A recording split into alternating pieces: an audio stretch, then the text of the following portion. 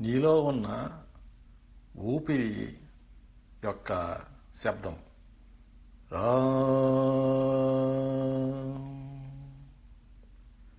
ఈ విశ్వంలో ప్రతి ప్రాణిలో వ్యాపించబడి ఉన్న విష్ణుమూర్తి శక్తి యొక్క శబ్దం.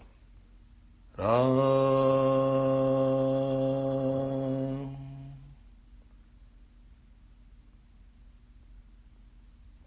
ఆంజనేయ స్వామి నా చేత ఈ శబ్దాన్ని 1,000,000కి పైగా రాయించటమే కాక ప్రదక్షిణ ద్వారా 1,000,000 వరకు ఉచ్చరించడం అనే వరాన్ని నాకిచ్చాడు. ఈరోజు